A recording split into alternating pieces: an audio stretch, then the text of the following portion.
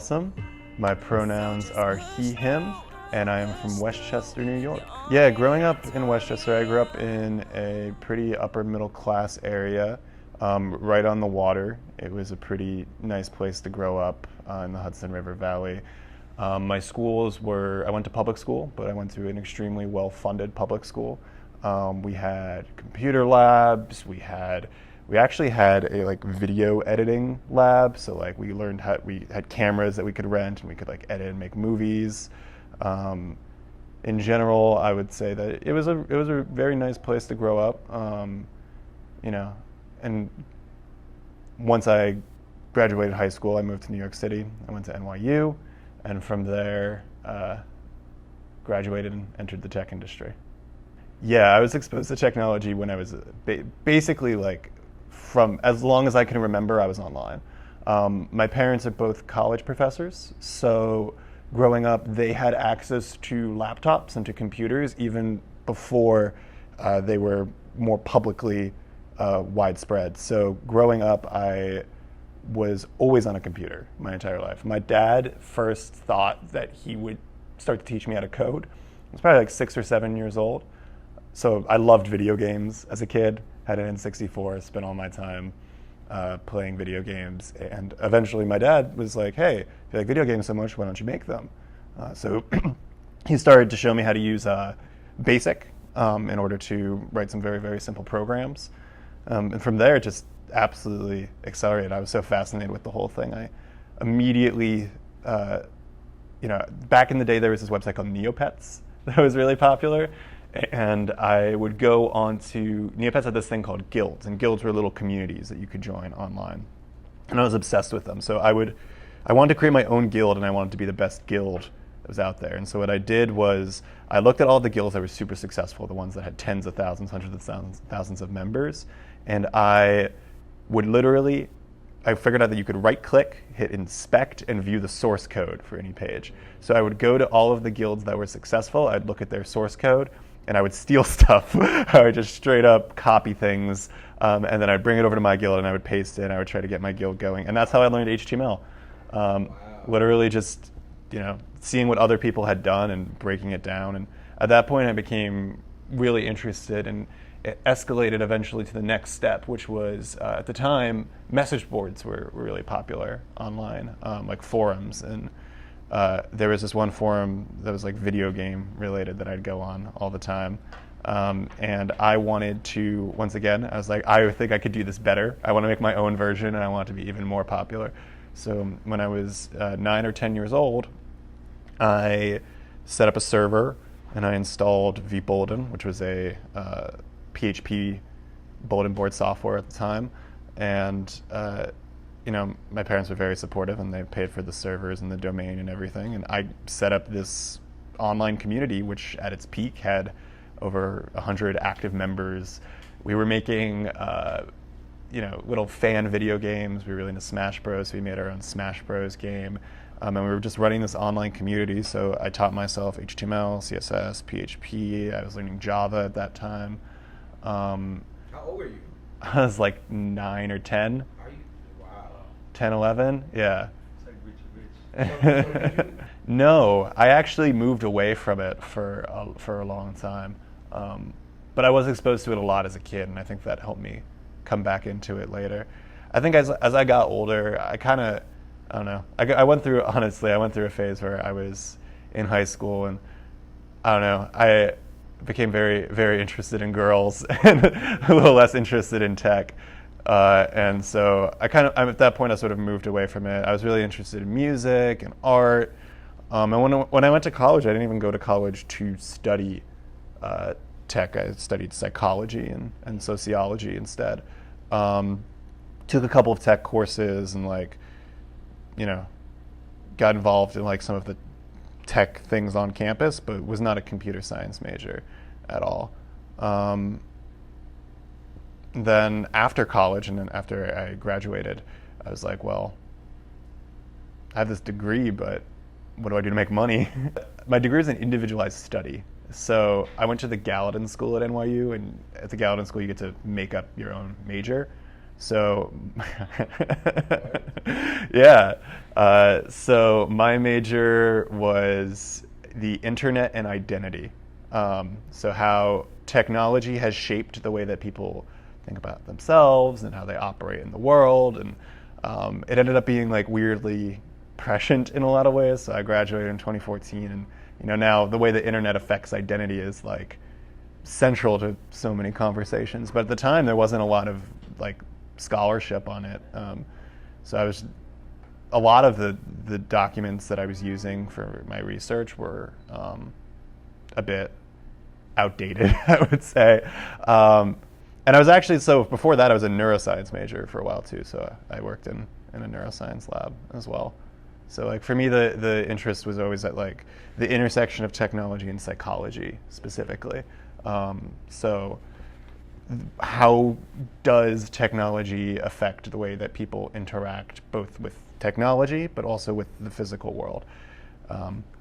One super quick fun fact. So there's this concept called digital natives versus digital immigrants. And the idea is that a digital native is someone who grew up with technology or has interfaced with technology to the point that they no longer conceptualize technology as something separate from themselves. Technology is just a part of their existence. So like a good example would be if you grow up on the internet and you grow up having access to the internet all the time, you don't think of the internet as something that you go on, as a novelty. You think of the internet as part of yourself. Like you'll subconsciously start Googling things before you even realize you're doing it. Phones are a great example where people don't think of their phones as an object they have. They think of their phones as an extension of their body. And so there's studies that have been done on digital natives versus digital immigrants. And so by contrast, a digital immigrant is somebody who uses technology, can interface technology, can even be quite skilled with it, but technology is not part of their psychology in the same way. And as technology grows and expands everywhere, we're just sort of all becoming digital natives at this point. But there was a study that was done on saccades, which are eye movements. So like you can put a camera in front of somebody and you can track the way their eyes dart around. And it can be used to study where people's attention is, because if you ask someone, what are you paying attention to? Usually they're going to lie. So by tracking their eye, you can get a better sense of what they're actually looking at most of the time. And they did this study tracking eye movements of how people would read for digital natives versus digital immigrants. And they found that regardless of the medium that somebody was reading, so it could be a book, a newspaper, a web page, somebody who was a digital immigrant would read it linearly. They'd read it left to right. So line, next line, next line. Somebody who is a digital native, they would scan for keywords. So they would look, they would find a word, and then they would circle that word. They would read around the word. And they would just use this sort of bubble thing where they would scan the page, find a word, read around that word, find a word, read around that word. What's really interesting about that is that if you think about it, those are two forms of reading that are optimized for the medium in which that person is doing the most reading. So a digital native, they're reading print. You're reading a book. You read left to right. The way that you're going to get the most information from a book is you read it how the book is intended. You read left to right. On the internet, for a digital native, you can't do that. You would literally, think about a Wikipedia article. You're not going to finish that article before you click into the next one, Nobody could possibly read everything on the internet. And so for hypertext like that, the reading strategy that's actually the most optimized to get the most information is that bubble reading, that scan the page, find a word, read around it. Scan the page, find a word, read around it. You see a blue link, you read the things around the blue link. And it's just very interesting to me that I had never thought about that before. But it's actually, once I realized that, I was like, no, I do that. That's how I read. I don't read left to right. I read all around the page. And it's like, that's optimized for, the environments that I was reading the most when I was growing up. It was the best strategy. I mean, honestly, it was a combination of things. I always was interested in technology from the time I was a kid because of the utopian vision of tech. In the early 2000s in particular, when the tech industry wasn't as fully formed as it is now, there was very much a utopian ideal where the internet was going to break down all barriers between people. It was going to give people access to all of the information in the world. it was going to liberate all people, and that there was no sort of oppression that could stand, that wouldn't fall in the new information age. And that was one of the things that always attracted me to technology, is because I grew up believing, my parents are both scientists, so I grew up believing that like technology helps people. You look at the medical industry, we live so much longer and such better lives, and so many diseases are constantly being, treated or eradicated because of technology.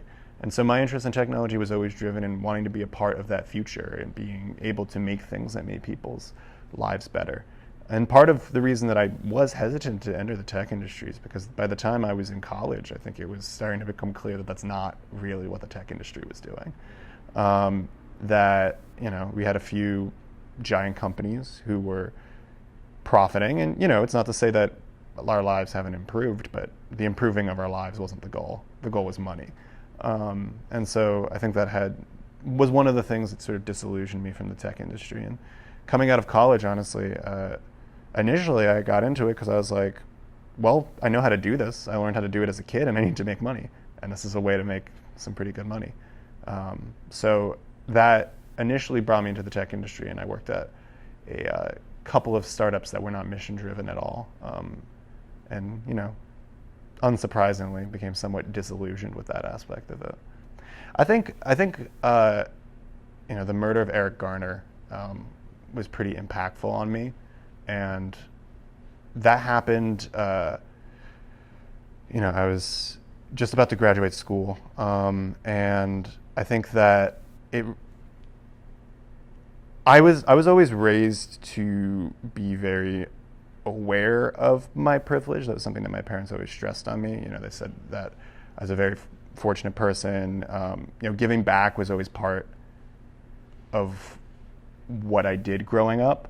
But I think there's a huge disconnect between realizing that you can be perpetuating a system that is hurting and harming people, and just like recognizing your privilege. Like, I think it's one thing to be like, oh, I'm so lucky in the world, and it's another to be like, no, if I'm not giving back, I'm part of the problem.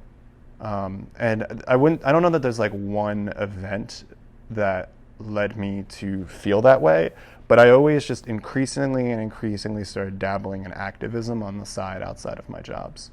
But the problem for me for a long time was that it was really hard to line up activism and technology. Because in the tech industry, it just seemed like people didn't care, I think that, and on the activism side, it seems like people didn't understand technology. So the places that I could find myself and I could volunteer myself and find myself useful, I volunteered for a lot of campaigns in Los Angeles. I became particularly interested in like criminal justice reform and mass incarceration as like an issue that I wanted to invest a lot of my activist energy towards. I mean, growing up in New York City, if you kind of don't, I think you have to just be like willfully blind not to see the racist way in which law enforcement operates in the city. I think you have to be completely willfully ignoring it because it's very, very present. When I was 17 or 18 years old, I was caught smoking weed by a cop. And it's something I've never forgotten it, because if I wasn't white, if I didn't grow up in the neighborhood I grew up in, I mean, that could have destroyed my life. It could have, at least temporarily. And I think about that specific moment a lot, because it's like everyone should have, as a kid, as a teenager, I made lots of silly mistakes. Teenagers do. Teenagers do all types of things. But I was always given a second chance. At every single opportunity, I was given the benefit of the doubt, and I was given a second chance. And, when it's over, the vast, vast, vast majority of incarcerated people in this country are just people who found themselves in a situation like I did when I was that age, who were doing something they weren't supposed to be doing, but, wasn't necessarily hurting anyone, and is certainly not representative of who they are as people. And because of the color of my skin and the place of my birth and the socioeconomic status of my parents, I got away with it, you know? So at the end of the day, like, I've had, I think, pretty much every advantage that can be inferred on an individual in this country, and I would be just lying to myself, like willfully lying to myself to not acknowledge that and to not acknowledge how unfair that is and to not try to find ways to give back. One of the things that I love about working in tech is definitely the creative aspect. I think that what a lot of people don't understand, even inside the tech industry, is that coding is problem solving at the end of the day. You know, it's just, you have a bunch of pieces of a puzzle and you have to figure out how they go together. And I think one of the things that actually is the most exciting about coding is that there isn't one right answer. It's a puzzle with as many answers as you can imagine. And that's what's really amazing about it, is because, you know, when you're approaching a problem, there might be some technical way that's the best way to solve it, or some way that you can solve it with the fewest lines of code. But nonetheless, like, whatever the tools that you have in your toolbox, there's a way to solve that problem with the tools that you have. So there's a tremendous act of creativity that comes, like, just from the act of coding itself. But then on top of that, you can use the things that you can use the code that you're writing to build things that are exciting to you. And this is the advice that I always give to people who are entering the tech industry. One of the realities of the tech industry is, if you're coming from a non-traditional background in any way, shape, or form, and so, you know, even as someone, you know, who was college educated, who would grow up around computers, who knew how to code, because I didn't have a computer science degree, I was still coming in from like a non-traditional background from the perspective of the tech industry when I was getting started. That's changed a lot, but at the time that was true. And so when you're coming from a non-traditional background of any kind, the single best thing that you can do is have a portfolio of side projects that you can show to people, and you can show them the code. You can show them this like clean, nice code. And the thing that's the most impressive in side projects isn't technical sophistication. It's things that the person is really passionate about. So some good examples, you know, I made a 3D game that runs entirely in the browser, where you're flying through space and dodging asteroids. I soundtracked it myself, and that game is what got me my first job. Because my first boss, he was looking at all these resumes, and he was like, "Oh, there's a game, let me click it." And he played it, and he was blown away that this person had made this game that like ran in the browser. And that's how I got my first job. You know, I made a digital audio workstation that lets you compose music entirely in the browser, because it's just, I love music and it's what I'm passionate about.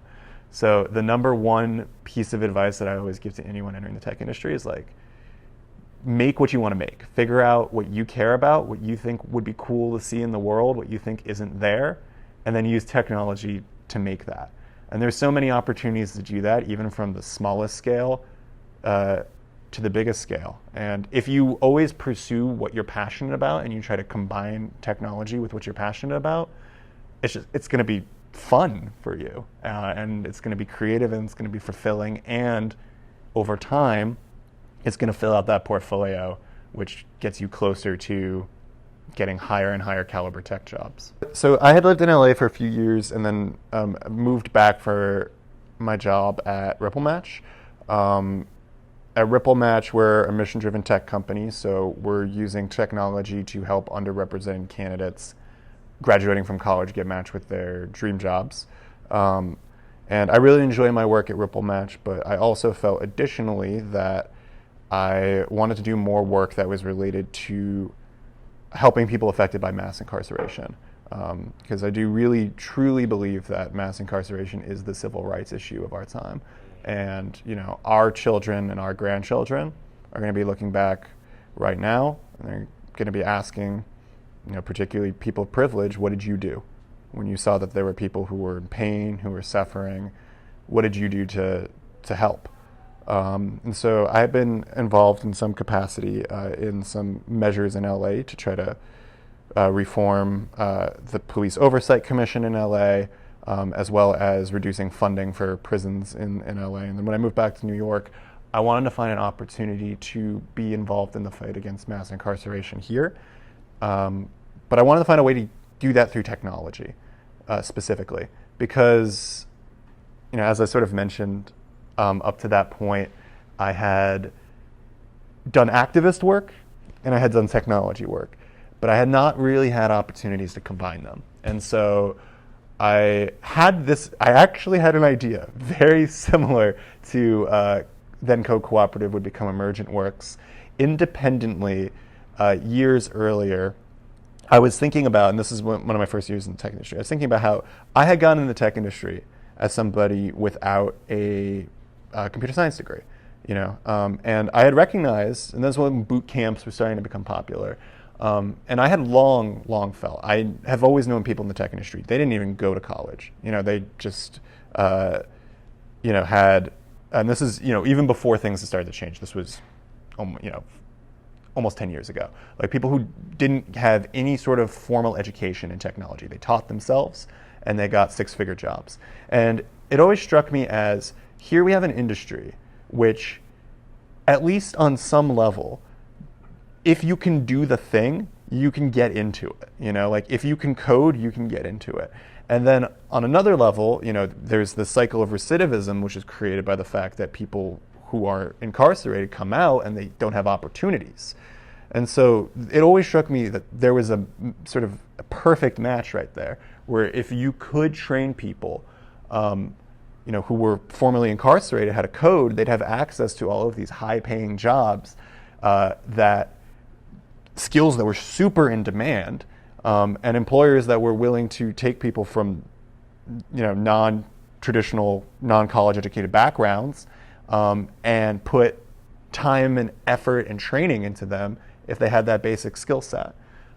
So I independently thought that was a good idea, and I had thought for a long time, maybe I'll start an organization that tries to do something like that. And then finally, when I was in New York, I was like, you know what, I'm just going to Google and see if anybody's already doing it, and see if there's a way that I can contribute. And so I did just that, and it turned out there was.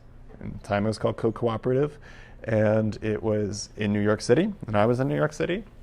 So I submitted an application to be a mentor, and it just all evolved from there. It was honestly one of the best experiences of my life. What was created in those Saturdays at the Hub was unlike anything I've ever been a part of before or since. It was truly a community.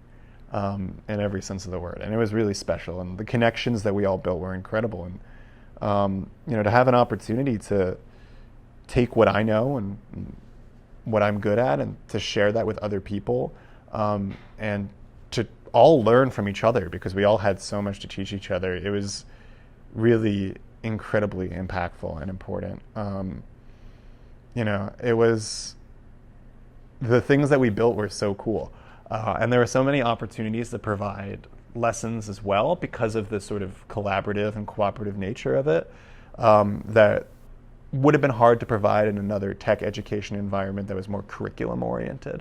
So like, for instance, one of my favorite things to do when I'm teaching people how to code is to just do live coding sessions where, you literally stand in front of the room and you ask people, what do you want to see? And then you make that thing together on the spot.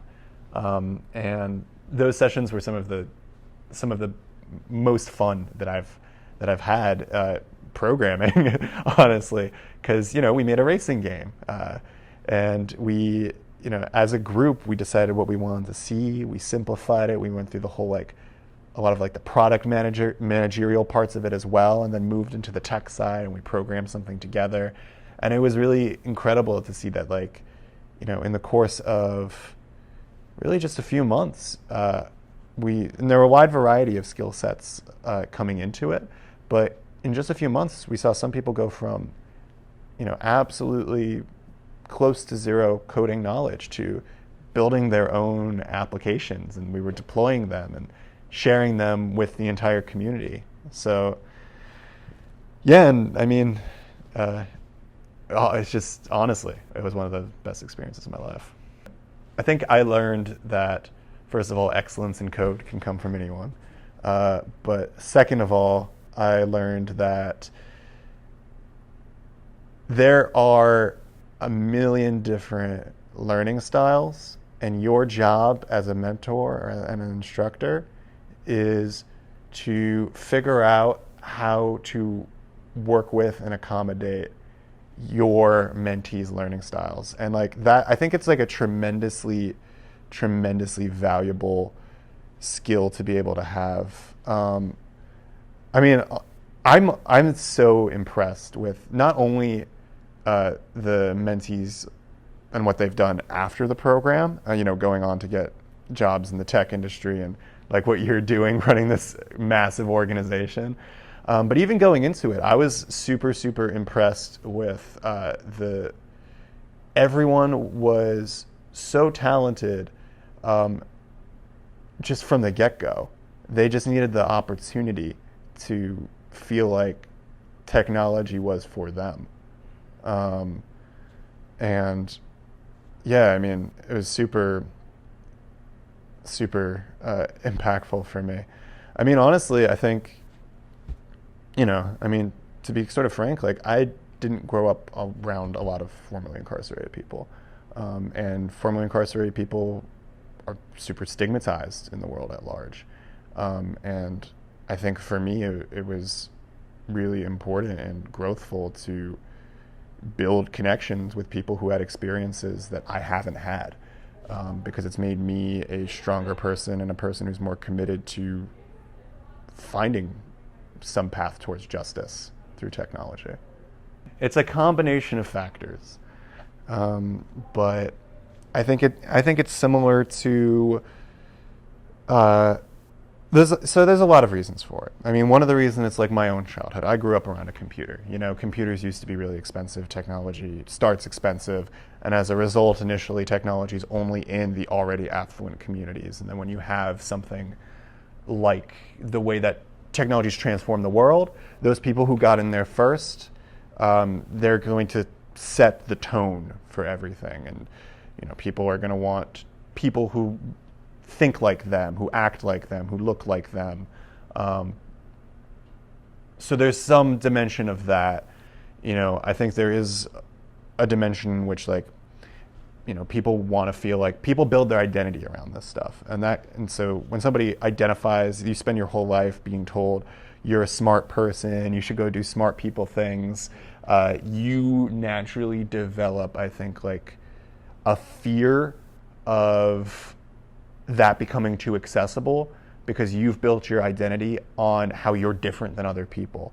So if other people can be like you, that's threatening to your sense of identity. I think that happens a lot as well. I think the STEM education in this country is just atrocious. And when you compare us to other developed countries, we perform way worse across the board on all STEM fields. I think there's definitely, the history of institutionalized racism is undeniable, the role that it plays, as we were talking about property values influencing the amount of funding that a school district has. So if you're coming from a low income area, your school is just going to have less money, so less likely to have a computer lab or the latest technology or the types of things that you need to learn and work with to be able to enter in the tech industry. I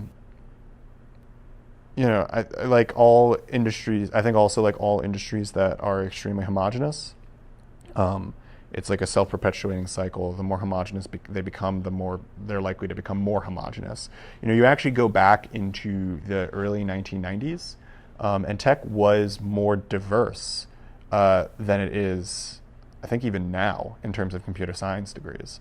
And especially in terms of the percentage of women with computer science degrees that were graduating. And tech became extremely white and extremely male afterwards. So it's that development, I think, is reflective of just like who has access to power. And once tech became associated with power, those who already have access to power were first in line to get access to the new structure of power. And it's very the thing that had always attracted me to technology, because in the early 2000s, like because it was this new thing, it seemed like it was total fair game. It seemed like this was going to be an opportunity to redistribute access to information, resources, and power to everybody. But I think it's just the nature of capitalism, particularly capitalism in the United States, that it really favors the already powerful. And if the already powerful are all of one demographic, then you're going to see that reflected in the systems that they create. It's absolutely wild that we say that being incarcerated is doing your time, right? But then you come out from being incarcerated and you don't have the same access to education, you don't have the same access to jobs. In some states, you can't even vote. You're basically stripped of your rights and your citizenship. And yet, you've already done your time. I firmly believe that there should be no such thing as incarceration for nonviolent crimes. I think that that's absolutely nonsensical, and I think that we need to approximate zero incarceration in totality. But nonetheless, the moment that you are out, you've done your time. And for us to continue to punish someone who's done their time as a society, it's just completely unacceptable. The goal should be in any sort of system in which the goal should always be towards restoration, always, 100%. I'm super supportive of restorative justice initiatives, but the goal needs to be to take someone who has wronged someone else in some way and to get them to be a part of society and to feel like they're part of a community that they love and that they care about and that's going to help them grow and give them more opportunities. And so the simplest thing to me is just jobs, getting people jobs, getting people high quality jobs. Specifically as that relates to the tech industry, apprenticeships are just an absolute no-brainer. And not just for formerly incarcerated people, although I think apprenticeships do provide a huge opportunity for formerly incarcerated people. They also just provide an opportunity for anyone who, doesn't have access to the level of resources that somebody who's getting a computer science degree in a four-year university has access to. I fundamentally believe that coding is a trade skill. It's more similar to being a plumber or being an electrician, and there's pathways for that. Not enough, but you can go to a vocational school, and then you can be making a really good salary without going to a university because you were educated in that trade school. And I think tech should be the exact same way. There should be avenues that are free for people to train themselves, because the reality is that there are more tech jobs, way more tech jobs, than there are people who can do them. So there's a massive opportunity for people to be trained in these skills that are going to give them access to, a really high quality and high standard of life. I think that in America we talk about the erosion of the middle class and how it's becoming harder and harder and harder for people to make it. But tech is an industry where that can still happen. And the way that we make that happen is through redistribution of education, because once you know how to do it, you have access. And you can also build your own things. You can start your own company. Oh, 100%. Yeah, there's tons of studies that show that. Diversity is it's a win-win situation. Not only is diversity the morally correct thing to do, it also improves productivity. It also improves the efficiency of teams. And it just makes sense. When you have diversity, you have a diversity of perspectives. And a diversity of perspectives means that you're going to have more information coming into every decision. Bad decisions are made in low information environments.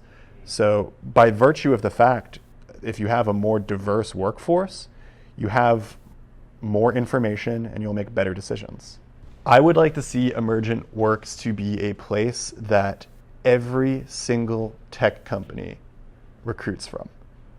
I would like to see the hiring of formerly incarcerated individuals to be completely destigmatized in the tech industry.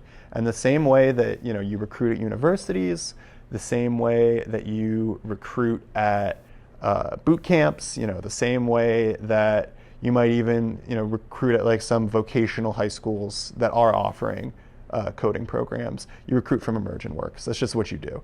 You make sure that a good percentage of your workforce is from formerly incarcerated individuals, and Emergent Works is the biggest player in that space. The message that I would like to leave the tech industry is that we are building the future now. We're all in this industry because we want to be building the future. And we have a choice right here, right now. We've seen the ways that this can go. This can either go towards a utopia or towards a dystopia. What type of future do we want to build? Do we want to build a future that is open to everyone, that is diverse, that is inclusive? Or do we want to build a future that just continues to uphold the status quo? Most of us are in this industry because we want to do the former. So it's time that we live up to all of our rhetoric and we actually build a future that works for everybody. My name is Daniel. I am a former mentor and proud member of the Emergent Works family, and I believe excellence in code can come from anyone.